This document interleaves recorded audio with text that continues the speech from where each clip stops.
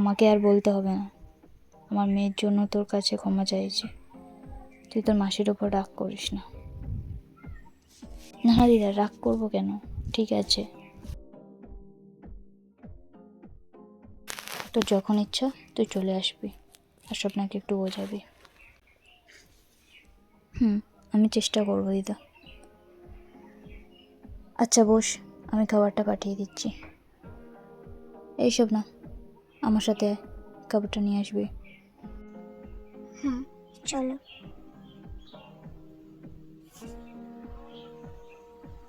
এরপর আমি 2টো প্লেটে করে লুচি আর আলুর দম নিয়ে আসলাম।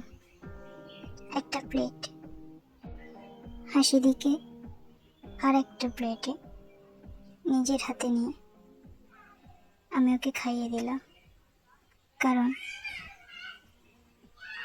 ও আমার হাতে খেতে বেশি পছন্দ করে। ও আমাকে খাওয়াচ্ছিল আর আমি দুষ্টুমি করছিলাম। কি হচ্ছে এটা? আমার বউ আমার যা খুশি তাই কর। আচ্ছা, সে নয় ঠিক আছে, কিন্তু সবাই আছে তো দুষ্টু। ওরা তো ওদের কাজে ব্যস্ত। দুষ্টু কোথাকার।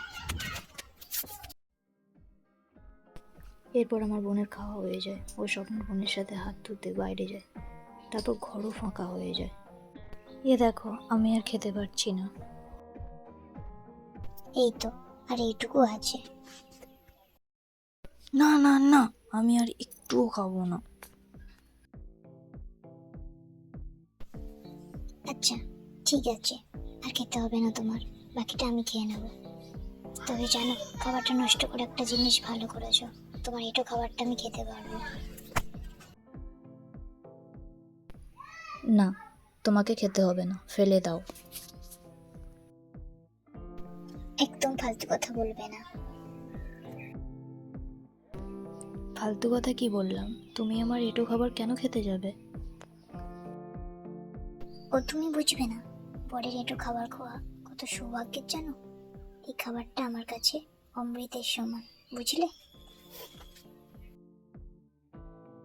কিন্তু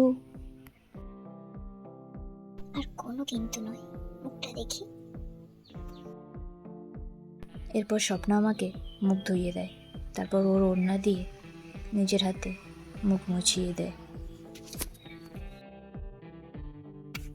পাগল একটা আমার। আচ্ছা তাই নাকি? এই বলে আমি ওকে আমার কাছে টেনে জড়িয়ে ধরি। কি করছো? ছাড়ো, কেউ দেখে ফেলবে। দেখে ফেলবে? আমি আমার বউকে জড়িয়ে ধরেছি, কে কি বলবে শুনি। আমি ওকে টিপ কিস করতে শুরু করে দিলাম।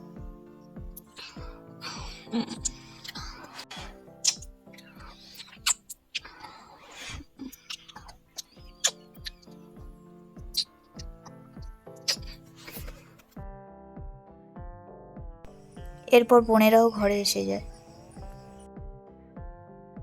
এ দেখো, আজ না গেলে হতো না? না সোনা, আজ আমাকে বাড়ি ফিরতেই হবে, আজ আর বাধা দিও না। এরপরও আমার বাড়ির সবাইকে বিদায় জানিয়ে বেরিয়ে পড়লো। আমিও ওকে একটু আগিয়ে দিতে এলাম। আমার মনটা খারাপ হয়ে গেল, আজ ওকে ছাড়তে একটু ইচ্ছা করছে না, কিন্তু কি করব, তবুও ছাড়তে তো হবে, ধরে রাখার উপায়ও তো নেই, তাই বাধ্য হয়ে ওকে বিদায় জানাতে হলো। দেখো আসছি, তুমি কিন্তু এরপর থেকে একটু সাবধানে কথা বলবে আমার সাথে, ওকে?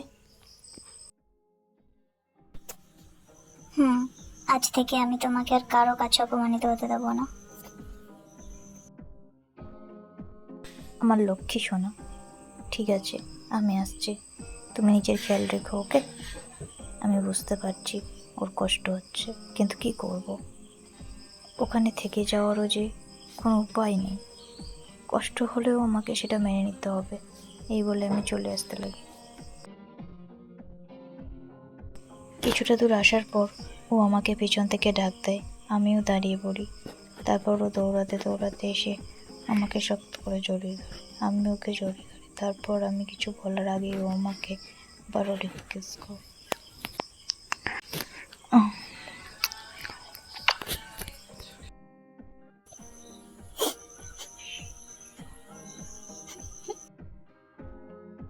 এই পাগলি, কাঁদছো কেন? আমার লক্ষ্মী শোনো, তুমি কাঁদলে আমারও যে কষ্ট হবে। তুমি আমাকে কষ্ট দিয়ে বিদায় জানাবে?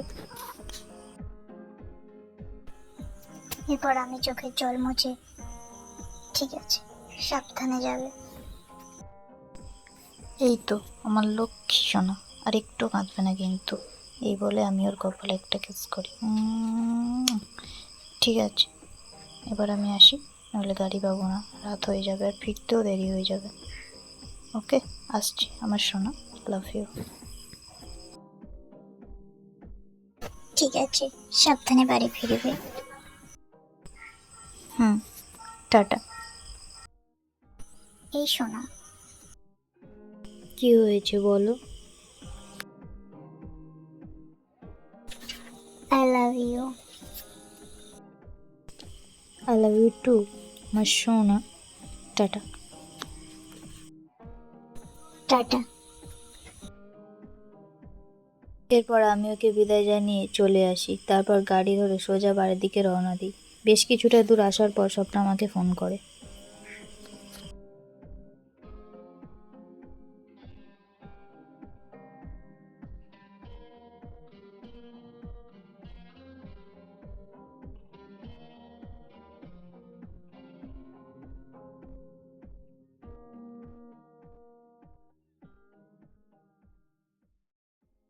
হ্যালো,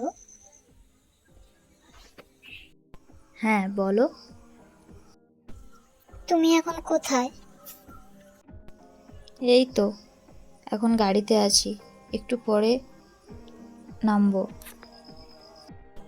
ঠিক আছে, বাড়িতে গিয়ে আমাকে একবার ফোন করবে, নইলে খুব টেনশন হবে। তাই? ঠিক আছে, চিন্তা করো না, আমি বাড়িতে গিয়ে তোমাকে ফোন করব। ঠিক আছে, তাহলে রাখছি। ওকে, তুমি বাড়িতে পৌঁছে কিন্তু আমাকে ফোন করবে মনে করে। ওকে, বাই। Okay, tata.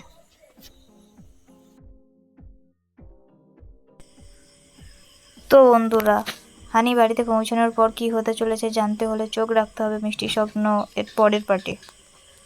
বন্ধুরা, গল্পটি ভালো লাগলে একটি লাইক করে দেবেন আর চ্যানেলটিতে সাবস্ক্রাইব করে আমাদের সাথে থাকবেন। ততক্ষণ সবাই ভালো থাকুন, সুস্থ থাকুন। দেখা হচ্ছে নেক্সট ভিডিওতে। ধন্যবাদ।